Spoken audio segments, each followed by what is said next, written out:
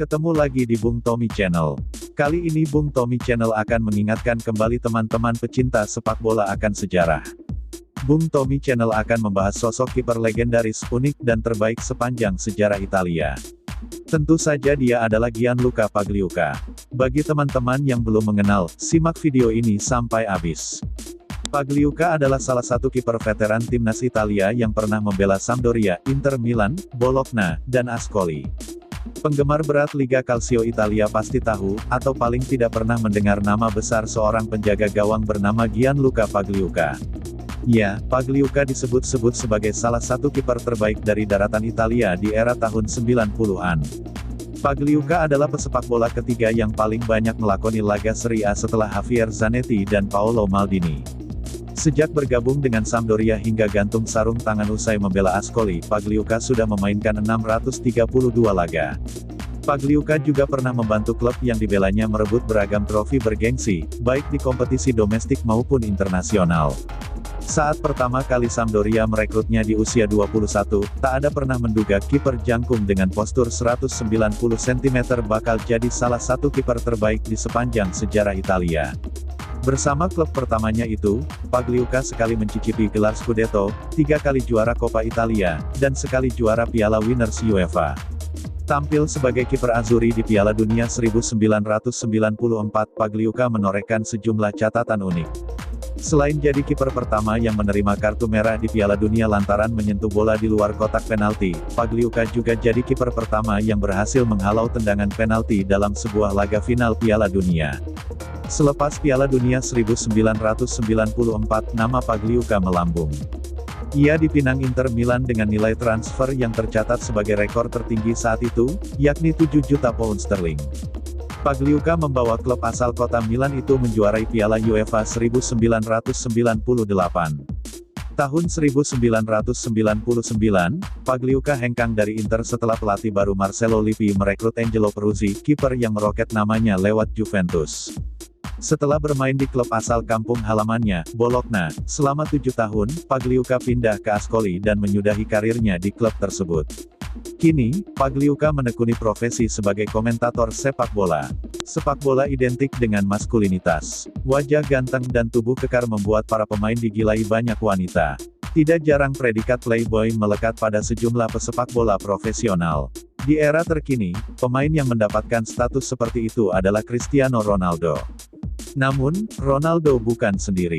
Di era 1990-an, muncul nama Gianluca Pagliuca. Jumlah wanita yang pernah dikencani legenda Sampdoria, Inter Milan, hingga Bologna itu jauh lebih banyak dari Ronaldo. Dalam sebuah kesempatan saat melakukan wawancara dengan media pada 1996, mantan kiper Gli Azzurri itu membuat pengakuan mengejutkan. Dia mengatakan sudah berkencan dengan banyak wanita. Entah ingin pamer atau hanya hiperbola, Pagliuca menyebut 100 wanita berbeda. Wanita-wanita itu dari beragam profesi. Mulai pekerja kantoran, pelajar, artis, model, hingga anak petinggi klub. Salah satu yang disebut media Italia pernah berkencan dengan Pagliuca adalah Ludovica Mantovani. Wanita yang kini menjadi presiden Liga Sepak Bola Wanita Italia, Lega Calcio Femminile, itu merupakan putri bungsu mantan presiden Sampdoria Paolo Mantovani. Saat itu, pengakuan Pagliuca kepada media membuat banyak orang terkejut.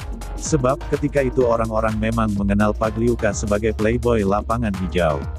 Tapi, mereka tidak menyangka ada lebih dari 100 wanita yang berkencan dengannya, termasuk sang putri kesayangan pemilik klub yang diperkuat Pagliuca. Selain dengan Ludovica, tidak banyak orang yang tahu siapa-siapa saja yang pernah tidur dengan Pagliuca.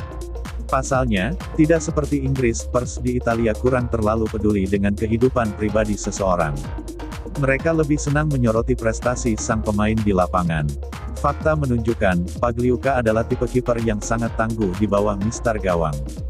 Kemampuan menempatkan diri ketika terjadi serangan lawan menjadi kelebihan pria kelahiran tanggal 18 Desember tahun 1966 tersebut. Dia juga sering menggagalkan eksekusi penalti lawan. Akibatnya, dia dijuluki The Wall, si tembok.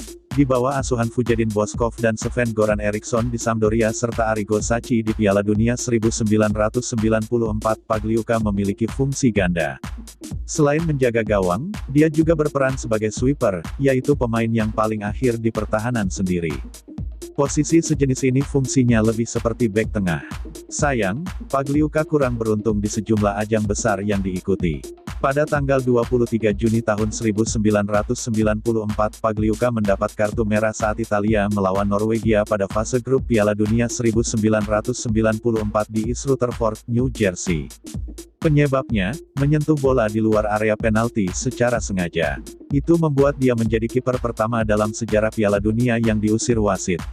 Kesialan Pagliuca berlanjut ketika Italia bertemu Brasil di final. Sebagai kiper utama dia tampil sangat bagus selama 90 menit waktu normal plus 30 menit extra time dengan skor akhir 0-0. Sayang, saat adu penalti, Gli Azzurri kalah 2-3 setelah Franco Baresi, Daniele Massaro, dan Roberto Baggio gagal menembus jala Claudio Taffarel. Nasib kurang bagus juga dialami Pagliuca saat memperkuat Sampdoria. 2 tahun sebelum kegagalan di Piala Dunia, dia harus menjadi saksi kemenangan Barcelona pada pertandingan puncak Liga Champions 1991, 1992. Gol semata wayang El Barça dihasilkan Ronald Koeman lewat tendangan keras jarak jauh. Kini, Pagliuca sudah pensiun. Dengan wajah yang rupawan, dia ternyata mendapat kesempatan untuk menjadi komentator pertandingan di beberapa stasiun televisi Italia. Pagliuca juga memiliki seorang anak yang berkecimpung di sepak bola. Dia adalah Mattia Pagliuca. Mattia adalah putra sematawayang Pagliuca dari wanita yang tidak pernah disebutkan namanya, yang lahir di Bologna pada tanggal 25 April tahun 2002. Dia baru saja menjalani debut bersama Bologna di Serie A.